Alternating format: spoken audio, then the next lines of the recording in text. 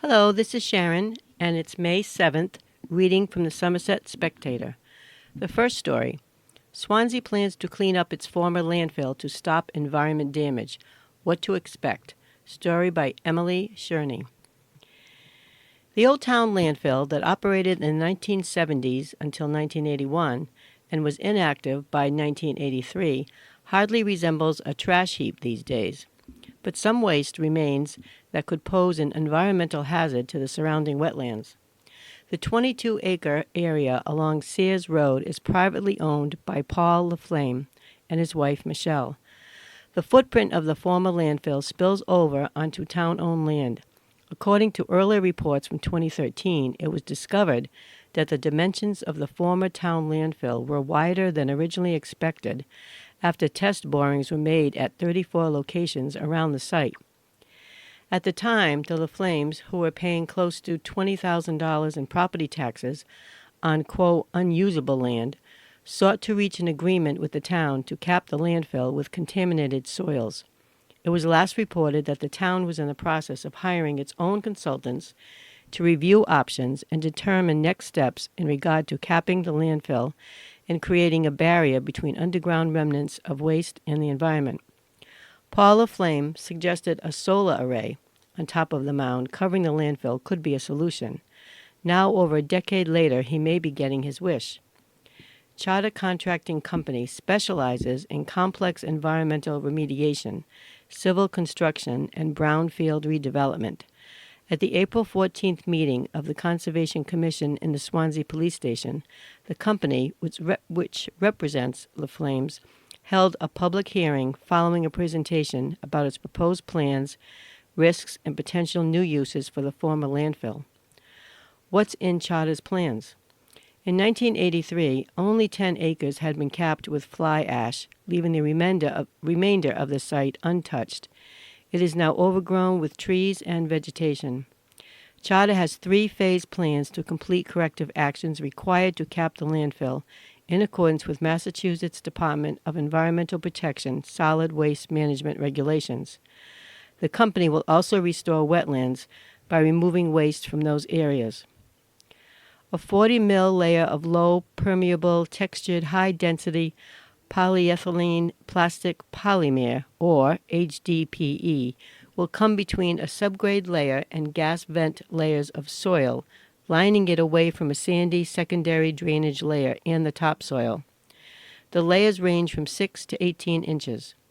In an interview with the Herald News, Swansea resident and Harbor Advisory Committee man Gary Lund expressed concerns with urban fill, dewatered dredge sediments, street sweepings, catch basin cleanings, process construction, and demolition materials, cited in an earlier presentation by Charter on November 21st, 2024, making their way to the site, along with a steady stream of trucks from all over the region to bring materials to the site, leading to a devaluation in abutting properties. The Harbor Advisory Committee has no jurisdiction concerning this project, Town Administrator Mallory Aronstein said. While materials like urban fill and processed construction materials are deemed appropriate by Mass DEP standards, other materials such as hazardous or industrial waste, asbestos, tires, medical, municipal, farm, food, and radioactive waste are not permitted. In the November 2024 presentation, Charter anticipates 75 truck trips per day and plans to impose controls to tamp down dust, stormwater, and potential off-site impacts. It's going to stink, Lund said, citing concerns of pollutants draining into Coles River, which feeds into Mount Hope Bay. It is not a new landfill, Swansea Conservation Agent Adeline Bellashem confirmed. She added that current plans are under third-party review. Swansea is only acting as an interested party, said Aronstein, and agreed with the goals of Charter's project taking place not property owned privately by the LaFlames. It's better to have a capped liability than an uncapped liability, Aronstein added. Charter has not yet responded to requests for comment. Where will the materials come from? Grading and shaping materials like sands or soils to support vegetation and layer over the cap will be harvested from Swansea and other sites in the region, the presentation states. This is an approach that has been used for capping over 40 landfills over the past 30 years. What work has been done so far? In February 2024, Charter carried out test pits to delineate the edges of the landfill. Around the same time, a vernal pool F series assessment was completed. In October 23, in order for wetland resource delineation carried out. An informational session in September 2024 and another in February 2025 saw low attendance with the exception of one abutter who wished to learn more about the project. The former landfill's footprint is a mix of different geometric shapes from a bird's eye view, and based on the presentation delivered at the meeting, the project hinges on an extensive permitting process with Mass DEP. Belisham shared that no order of conditions from Swansea according to its bylaws had been granted, and planning would continue into the next meeting of the Conservation Commission on April 28th. How will the project be paid for? Tipping fees, according to the project's presentation, are proposed to be used to offset the project's cost.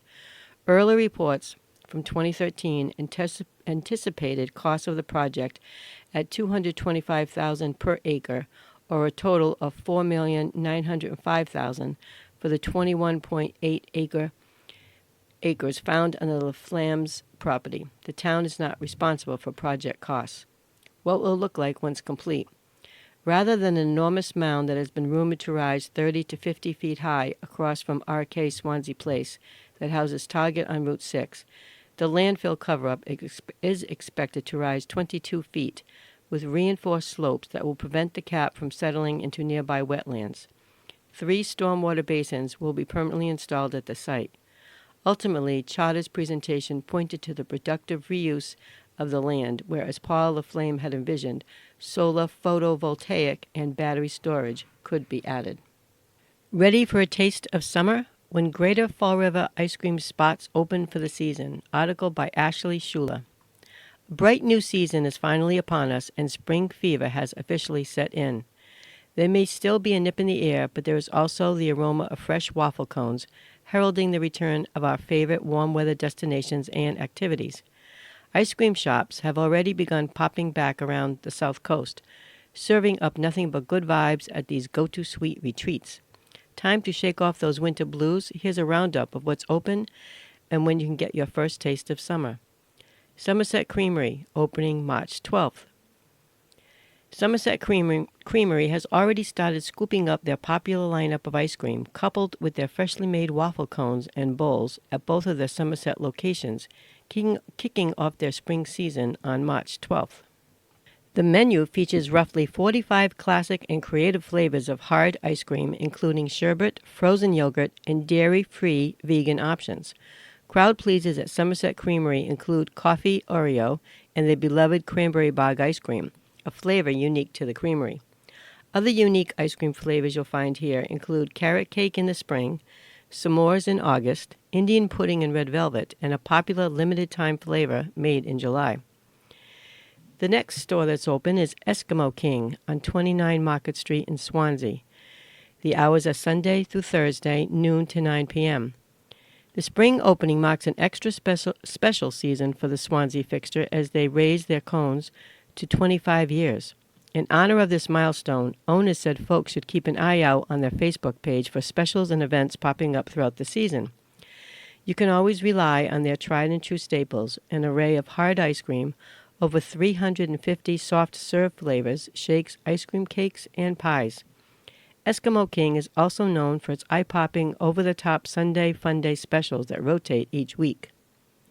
Some Sunday Fun Day 2024 highlights included the Mage Fika, Portuguese malasada topped with vanilla soft-serve caramel, a cinnamon sugar sprinkle, whipped cream, and a cherry.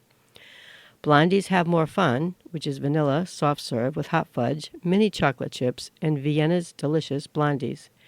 Donut Fall for Love, vanilla soft sandwich between a warm apple cider donut from the nearby Johnson's Roadside Market, drizzled with caramel sauce and topped with whipped cream and a dash of cinnamon sugar. Simcock Farm is now open on Marvel Street in Swansea. Located on the fourth-generation working farm, visitors there can enjoy locally made Warwick ice cream and Libby's Dairy from Pennsylvania while taking a stroll behind the stand to visit their resident fur family that include miniature cattle, miniature horses, donkeys, and goats. The stand offers over 30 flavors, from classics to unique picks like s'mores and autocrat coffee Oreo, and features sugar-free options, sorbet, and frozen yogurt. Pick a flavor or two to enjoy in one of their freshly baked waffle cones. Come late summer, you can pair your ice cream stop with an adventure through their sunflower maze. And the fall also brings fun activities such as pick your own pumpkins, hay rides, a corn maze, and the farm's signature spooky Sunday family-friendly evenings. Edaville and King Richard's Fair sold. What's next? Article by Hannah Morse. Big things are in the works for two Carver entertainment giants, Edaville Family Theme Park and King Richard's Fair. The Renaissance Festival, which moved from Wisconsin to Carver in 1982, will now take place at Edaville, a spokesperson for King Richard's Fair confirmed to the Patriot Ledger on Friday. The season begins August 30th, and Amy Shapiro Sedley will continue on as a producer and general manager.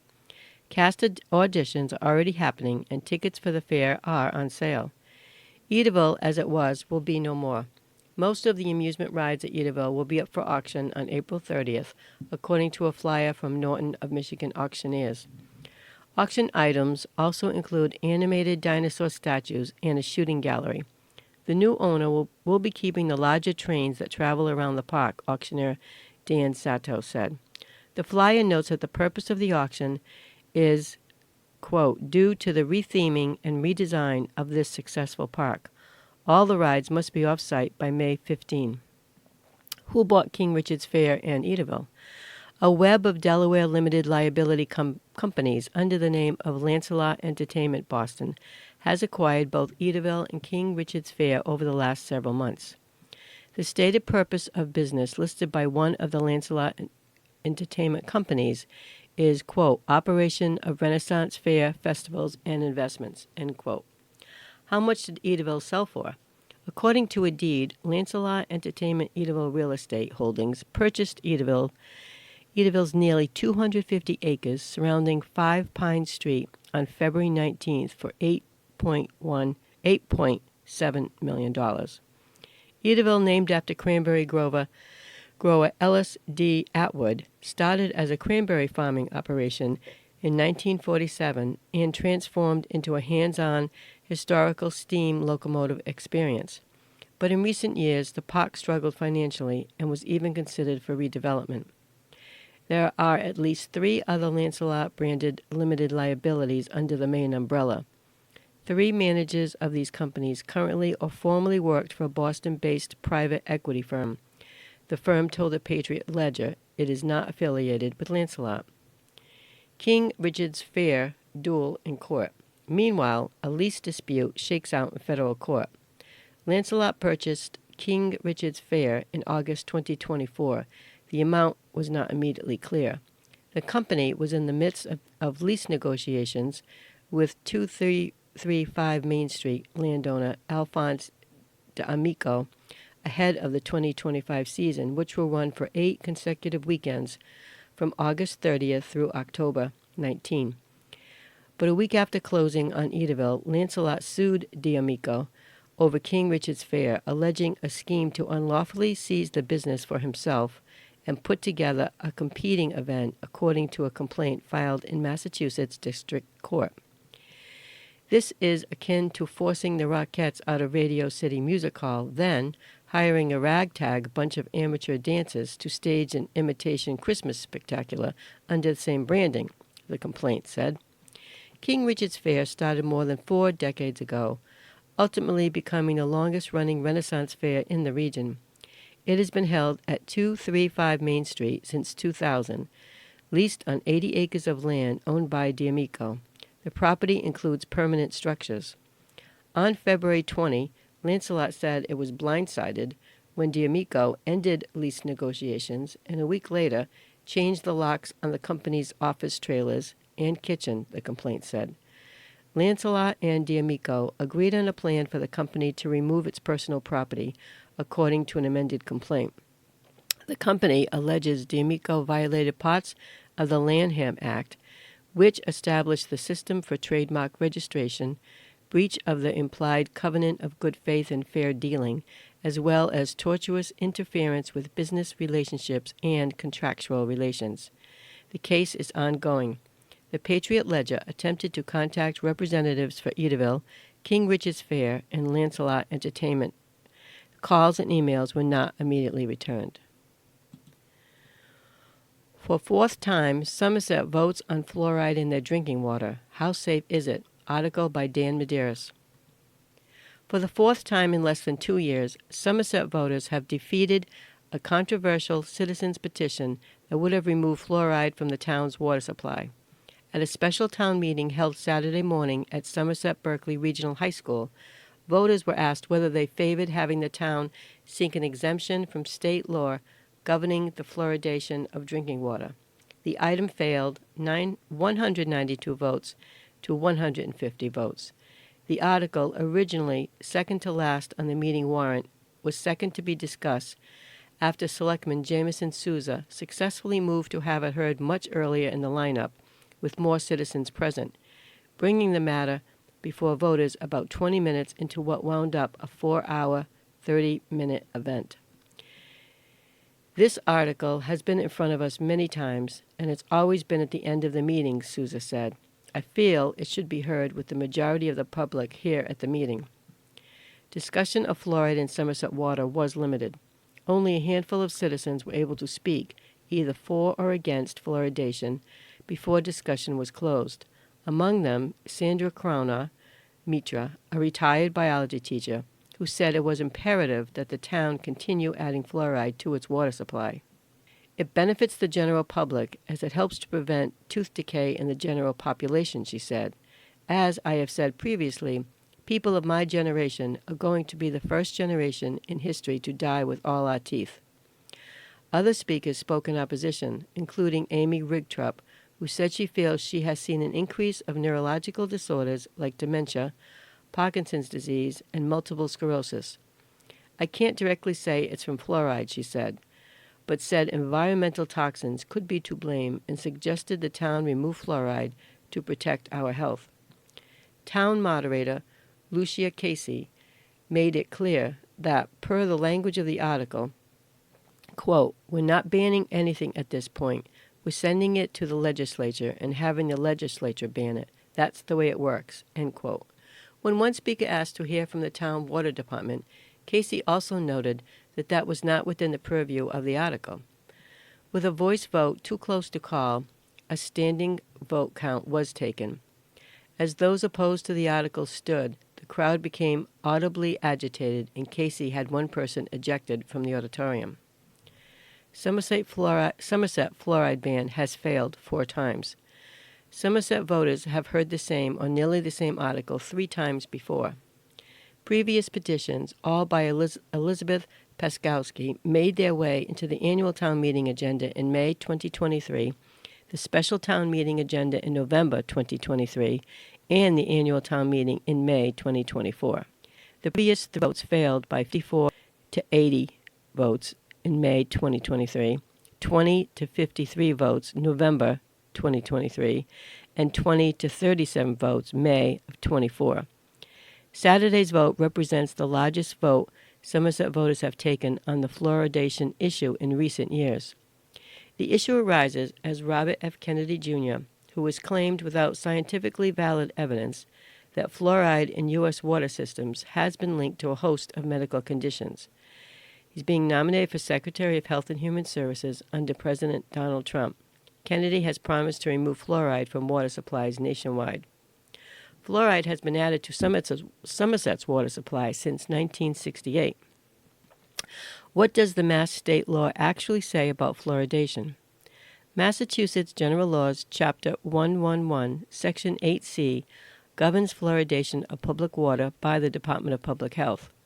The law does not mandate a specific level of fluoridation. It says that if the state public health commissioner finds that the fluoride content of a city or town's water supply is not at optimum level for sound dental health, he shall so notify the local Board of Health of his findings, end quote. The local Board of Health, quote, shall, if it considers doing so in the best interest of the inhabitants of the city, town, or district within its jurisdiction, order the upward adjustment of the fluoride content of the water supply available for domestic use in the city, town, or district, end quote. How much fluoride is safe in drinking water? Fluoride is a naturally occurring mineral appearing in varying levels in groundwater worldwide, shown to prevent cavities and tooth decay. A 2023 report from the Somerset Water Department shows that the town's water supply had a fluoride range tested monthly from 0.0 to 0.929 parts per million, with the highest at 1 ppm. The U.S. Public Health Service recommends a level of 0.7 ppm for public water systems.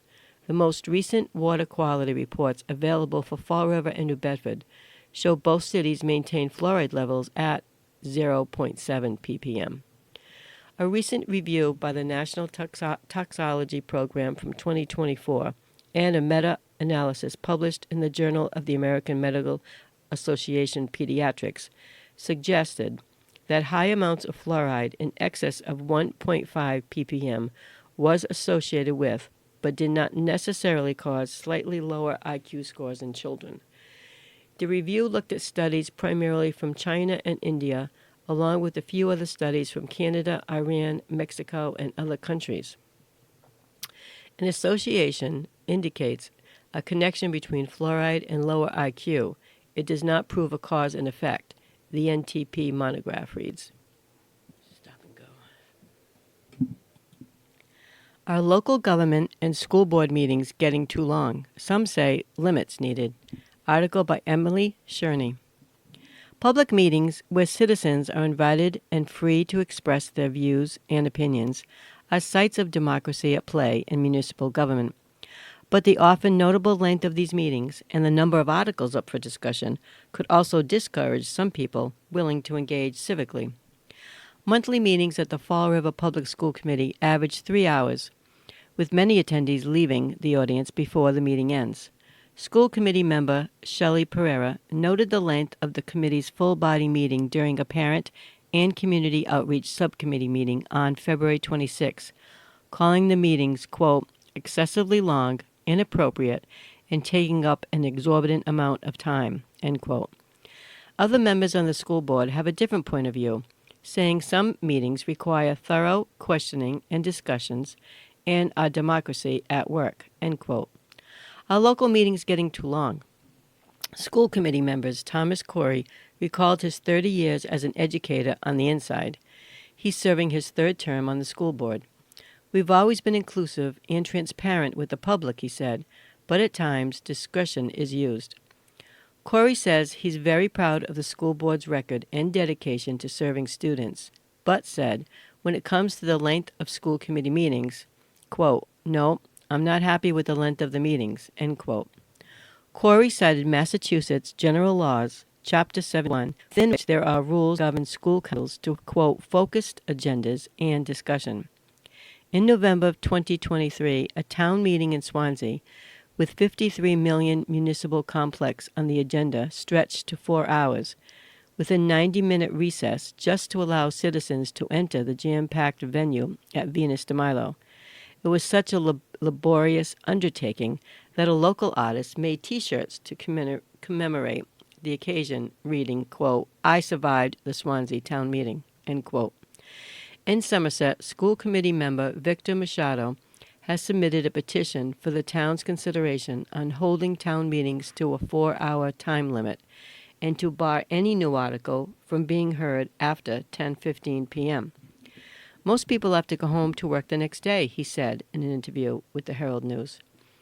A few factors at play may contribute to late-night meetings. Unlike the Fall River City Council, which meets every 2 weeks, the city school committee meets less frequently with members there to do a thorough job, said school committee member Kevin Aguiar. School committee member Colin Dias agreed. There are a few factors at play here. There is a lot of business to get to.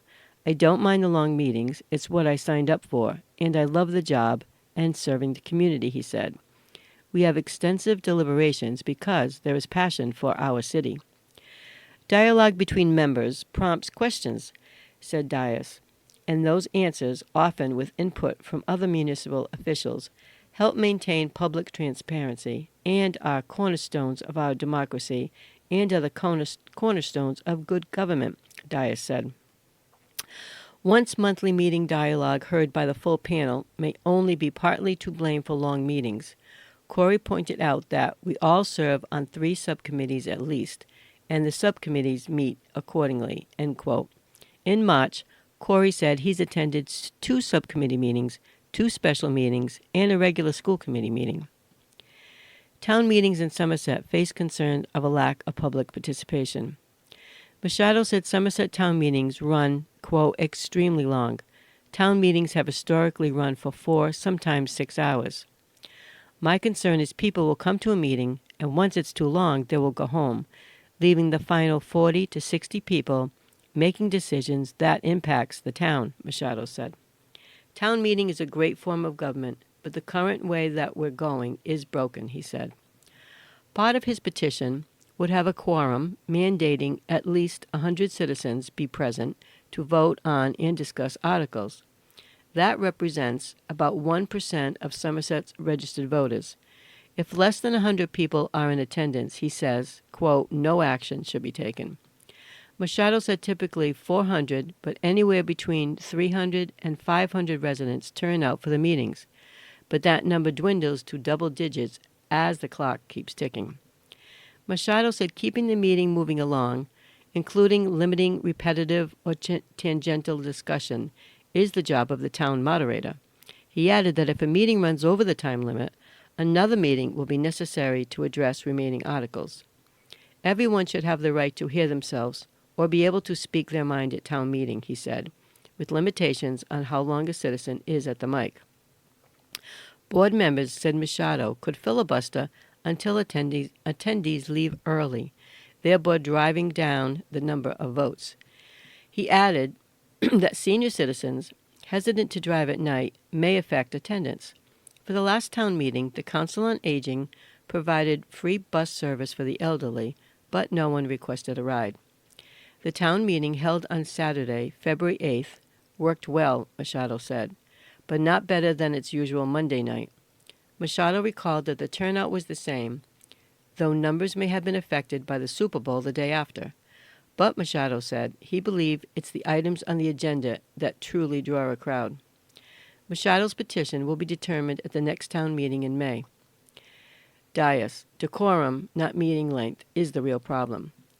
Dias said a more pressing issue is the lack of decorum, mentioning instances of name-calling and members storming off, end quote.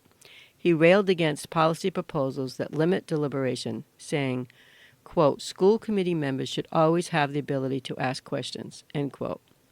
Dias was named to the school committee in June 2024 when shouting erupted between members over the appointment of Tracy Curley to Fall River superintendent, prompting member Sarah Rodriguez to decry what she perceived as the board's lack of professionalism and resign on the spot. It was a shame that the public had to witness that, he said.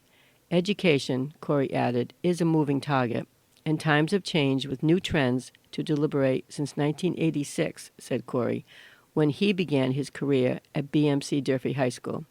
Are we adversaries or are we advocates, he pondered. That's all the news from the Somerset Spectator. Hope you all have a great day.